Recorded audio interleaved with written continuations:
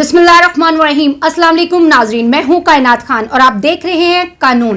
नाजरीन, ये प्रोग्राम खिदमत खलक के तहत रिकॉर्ड किया जा रहा है। मैं हूं सिकंदर खान।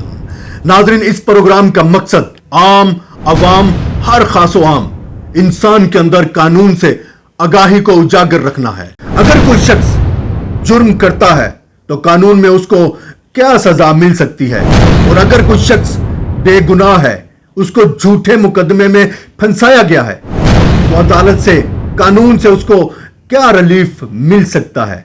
मैं हूं Naveed Chaudhry, senior advocate high courts of Pakistan. मैं पिछले 18 साल से अवाम की खिदमत बजरिया वकालत कर रहा हूं। मैं दूंगा आपके सवालात के कानूनी जवाबात अल्हम्दुलिल्लाह, क्योंकि मैं दिलवा चुका हूं आज तक हजारों लोगों को इंसाफ। नाजरीन, हमारी लेटेस्ट वीडियो देखने के लिए यूट्यूब चैनल KSTV को सब्सक्राइब करें, लाइक करें, कमेंट करें, शेयर करें। आपको या आपके किसी भी अजीज को किसी भी मुकदमे का सामना हो तो कानूनी मशावरत करने के लिए हमारे नीचे दिए गए नंबर पर राब्ता करें। तो चलते हैं हम आज के टॉपिक की तरफ। जी नाज़रीन, आज का जो हमारा टॉपिक है वो है स्टे ऑर्डर। जी, अक्सर ऐसा होता है कि कोई भी घर या दुकान किराए पे ली जाती है और मालिक जो है वो एग्रीमेंट खत्म होने से पहले ही दुकान या घर को खाली करवाने की कोशिश करता है, तो अदालत उस सूरत में उस किराएदार को क्या रिलीफ दे सकती है। हमारे साथ मौजूद हैं नवीद चौधरी साहब, सीनियर एडवोकेट हाई कोर्ट्स, जो कि हमें बताएंगे कि अदालत क्या तहफ़्फ़ुज़ स्टे ऑर्डर पे दे सकती है। जी चौधरी साहब, इसमें कानून बड़ा वाज़ेह है। अगर कोई किराएदार को मालिक मकान नोटिस दिए बगैर मकान खाली करवाना चाहता है और वो उसको ताले लगाने की कोशिश करता है या उससे कब्ज़ा छीनने की कोशिश करता है, तो किराएदार को ये तहफ़्फ़ुज़ हासिल है कि वो कोर्ट रेंट कंट्रोलर के पास जाके अपने पटिशन दायर कर सकता है, जिसमें वो स्टे ले सकता है कि मुझे मेरे दिए गए किए गए मेरे माहदे के मुताबिक ही डील किया जाए, इलीगली अनलॉफुली मुझे यहाँ से डिस्पोजेस ना किया जाए। तो कोर्ट ऑफ लॉ इसको कंसिडर करती है और उसको स्टे देती है। पर इससे पहले एक बात और कह दूँ कि जब किरायानामा बनता है, उस किरायानामे को बनाते वक्त उसको दर्ज करवाना रेंट कंट्रोलर के पास ज़रूरी है, जो अंडर रेंट लॉ ये दर्ज है। और अक्सर लोगों को ये नहीं पता कि किरायानामे को दर्ज कहाँ करवाना होता है और वो किस तरह बनता है। तो मैं वो कर देता हूँ। प्रोसीजर उसका ये है कि जब किरायानामा लिखा जाता है तो एक स्टैम्प पेपर पे दोनों पार्टीज़ का, मालिक मकान और किराएदार दोनों का एग्रीमेंट बनता है। उस एग्रीमेंट के साथ उस मालिक मकान की रजिस्ट्री की फ़ोटो कॉपी लगती है। फिर इस डॉक्यूमेंट के लिए एक पिटीशन बनती है कि हमने ये दर्ज करवाना है किरायानामा रेंट कंट्रोलर साहब के पास। तो एक दरख्वास्त वहाँ दी जाती है। रेंट कंट्रोलर वहाँ मालिक मकान को और किराएदार दोनों को बुलवाता है, मालिक मकान के मलकियत के कागजात की तस्दीक करता है, किराएदार के उस एग्रीमेंट को ऑन करता है, समझाता है उनको कि आपने ये टर्म एंड कंडीशन सेटल किए हैं, और फिर उसके ऊपर अपने अदालत की मोहर लगा देता है। तो अब ये किरायानामा दर्ज रजिस्टर हुआ है। और अब उस किरायानामे के दर्ज होने के बाद अगर कोई फरीक या किराएदार या मालिक उससे मुनहरफ होता है तो वो फिर रेंट कंट्रोलर के पास डायरेक्ट आके अपनी पटिशन दायर कर सकता है और अपना रिलीफ क्लेम कर सकता है, और फिर कोर्ट रिलीफ देती है।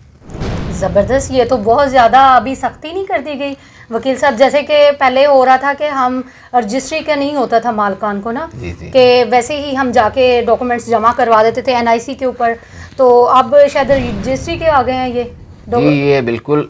ये तो कानून तो काफ़ी पहले से बन चुका हुआ है, लेकिन इस पर अमल दरामद नहीं है। आवाम इसको करना बनासा समझते नहीं है, और फिर जब स्टे के लिए कोर्ट में रजू करते हैं तो फिर उस वक्त इन्हें तकलीफ़ का बायस बनती है, क्योंकि अदालत ने जब उस केस को एंटरटेन करना है तो पहले ये देखना है कि क्या इसने रेंट कंट्रोलर के पास, कोर्ट के पास ये किरायानामा जिसकी पासदारी के लिए किराएदार या मालिक मकान हाजिर आया है, तो क्या इसको दर्ज करवाया था या नहीं।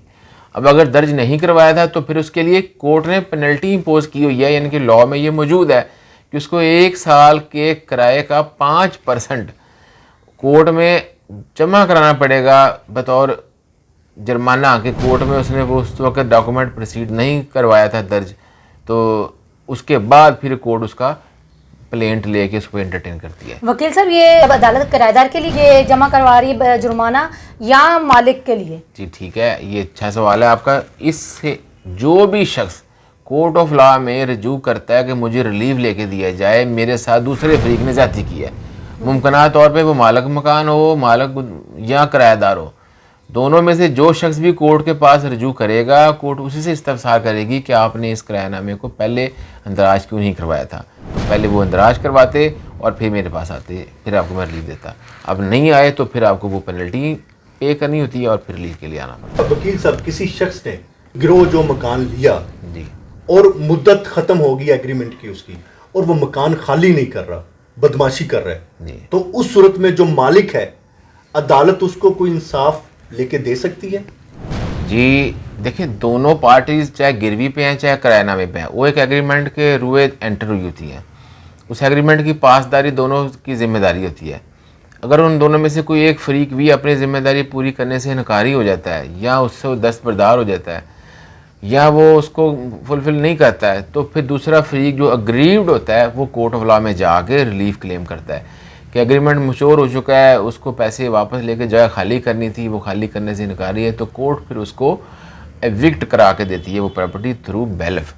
तो वो एक केस के बाद डिग्री होने के बाद ये मामला चलता है, वो हो जाता है। वकील साहब, मेरा एक और सवाल है, एडवांस सिक्योरिटी, जी, सिक्योरिटी की अमाउंट कुछ जमा करवाते हैं 1 लाख या अब यानी जितनी भी रकम जमा करवाते हैं, 5 लाख करवा देते हैं, 10 लाख करवा देते हैं, तो जब हम उसको खाली करते हैं, घर को खाली करते हैं, छोड़ते हैं, तो वो रकम काबिल वापसी होती है। तो मालकान ये रकम नहीं अदा करने पे मतलब आमादा होते, तो उसके लिए क्या अदालत में रुजू किया जा सकता है? हाँ जी, इसमें ये प्रोसीडिंग ये है कि अगर आपके पास कब्ज़ा गोदाम का या मकान का या किसी बिल्डिंग का है और आपसे मालिक वो खाली करने का कह रहा है और आप खाली करते हैं और फिर वो आपकी सिक्योरिटी नहीं देता। अक्सर किरायानामे में ये बात दर्ज होती है कि मालिक मकान बाद अज़ मिन्हा किए जाने वो अखराजात जो उसको उस प्रॉपर्टी पर आए होते हैं, जो किराएदार ने अदा नहीं किए होते, वो करने के बाद रिफ़ंड करनी होती है सिक्योरिटी, जो कि काबिल अदा होती है। ये बात ठीक है, लेकिन जो अखराजात जो उसने माइनस करने होते हैं किराए या जो नुकसान कोई बिल्डिंग में अगर कोई टूट फूट का हुआ होता है, तो वो करने के बाद वो रकम अदा करने का पाबंद होते हैं। और अगर वो नहीं अदा करता है तो फिर आप उसमें रिकवरी का सूट सिविल कोर्ट में दायर कर सकते हैं और अदालत में रिलीफ लेके देती है। अच्छा वकील साहब, एक शख्स ने दुकान या घर किराए पे लिया हुआ है, अब मालिक जो है वो लालच में आके कोई दूसरा बंदा उसको ज्यादा पेमेंट कर रहा है, तो वो जो पहले जो बंदा बैठा हुआ है वो 1 साल का एग्रीमेंट है या 5 साल का, उस एग्रीमेंट से पहले ही उसको घर से निकालना चाहता है, तो किराएदार के पास क्या हक है कि वो अदालत में जाके कोई रिलीफ ले ले? देखिए, लालच तो बहुत बुरी बुला है, ये तो आपको भी पता है, सबके लिए मकूला तो मशहूर है।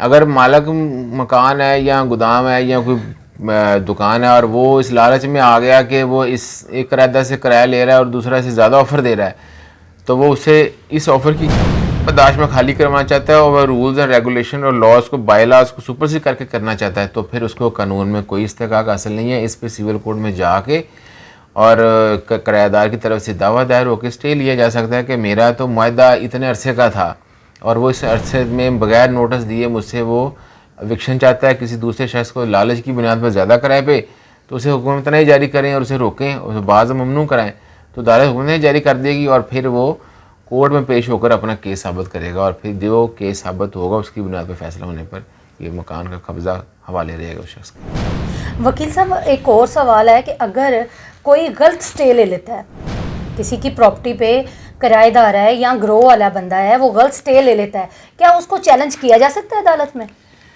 हाँ जी, कोर्ट के लिए हर दो फरीक बराबर है, चाहे वो मालिक मकान है चाहे वो किराएदार है। उन दोनों फरीकैन को कोर्ट ने सुन के फैसला कानून के मुताबिक करना है। जो एग्रीमेंट उनके दरमियान है, चाहे गिरवी नामा है चाहे किरायानामा है, उसकी जो शराइत तय की गई हैं उनको दोनों को बाउंड किया गया होता है कि वो उसकी पाबंदी करें। अगर वो पासदारी नहीं करती हैं या वो किराएदार या वो शख्स गलत फैक्ट्स ट्विस्ट करके अदालत में वो स्टे ले लेता है तो कोर्ट उसको रिकॉल कर सकती है, स्टे खारिज हो सकता है। इस स्टे पे कन्फर्म करने पे इसके ख़िलाफ़ अपील उससे अपीलेट फोरम पे की जा सकती है और वो इसको देख सकते हैं, तो ये स्टे फिर खारिज हो जाता है इलीगल या अनलॉफुली अगर किसी ने लिया हुआ। अच्छा वकील साहब, ये बताएं कि एक शख्स है, किराएदार है वो, और वो 3-4 माह से किराया भी पे नहीं कर रहा और मालिक जो है वो बेचारा मारा मारा फिर रहा है। उस किराएदार ने ताले लगा लिए हुए घर को या दुकान को। अब वो जो मालिक है वो अगर ताले तोड़ता है तो वो गैर कानूनी काम हो जाता है। तो उसे इस सिचुएशन में क्या करना चाहिए कि वो ताले भी खुल जाए और उसकी प्रॉपर्टी भी उसको मिल जाए और किराया भी उसको मिल जाए? जी, ये बहुत अहम बात है कि कुछ किराएदार मालिक मकान को परेशान करने के लिए ताले लगा के चले गए, किराएदार नहीं करते हैं। तो मैं तो इसमें ये करता हूँ कि मैं किरायानामे के अंदर ही ये बात दर्ज करता हूँ कि अगर किराएदार 1 माह से ज़्यादा अरसा तक किराया भी अदा नहीं करता और बिल्डिंग में आता भी नहीं है, तो मालिक को हक और इख्तियार हासिल है कि वो उसके कुफल शिकनी करके गोदाम या बिल्डिंग या कब्ज़ा में अपने में कर ले और फिर उसे किसी और को रेंट आउट कर दे, सबलेट कर दे, तो वो उसको इजाज़त होती है। तो अगर ये तो किराए में आपकी सूरत दर्ज है तो फिर तो आपको ये हक इख्तियार है कि आप उसके ताले तोड़ के उसके अंदर से अपना सामान, उसका सामान अपने पास अमानत रख सकते हैं और उस किराए को किसी और जगह किसी और को शख्स को किराए पे दे सकते हैं। बसूरत दीगर अगर ये शर्त आपके किराए में दर्ज नहीं है तो फिर आपको कोर्ट ऑफ लॉ में जाना पड़ेगा, वहाँ से जाके उनसे ये ब्रीच ऑफ कॉन्ट्रैक्ट के इवज़ आपको दावा करना पड़ेगा। उस दावे में फिर आपको डिग्री करवा के बैलेफ के ज़रिए कब्जा हासिल करना पड़ेगा। यानी कि इन सब परेशानियों से बचने से पहले ये बेहतरीन तरीका यही है कि एग्रीमेंट में इंदराज करवा लिया जाए। देखिए जी, मेरा यहाँ पर आवाम को इस प्लेटफॉर्म के ज़रिए बैठकर कुछ गुजारिशात करने का मकसद ये है कि उनके फ़ायदे हासिल हो जाए। जो बातें किरायानामे के ज़रिए दोनों फ्रीकैन बाउंड कर सकते हैं उनको अक्सर ही अदालतों से चक्कर लगने से बच सकते हैं। तो मालिक मकान को लाजमी इस बात का इंदराज करा लेना चाहिए अपने किरायानामे में कि अगर किराएदार किसी ऐसे अमल को अदा करता है, यानी कि किराया पे नहीं टाइम से करता है या सबलेट करने की कोशिश करता है या बिल्डिंग को नुकसान पहुंचाता है, तो मालिक को इख्तियार होना चाहिए कि वो उससे फौरी तौर पर उसे कब्ज़ा ले सके।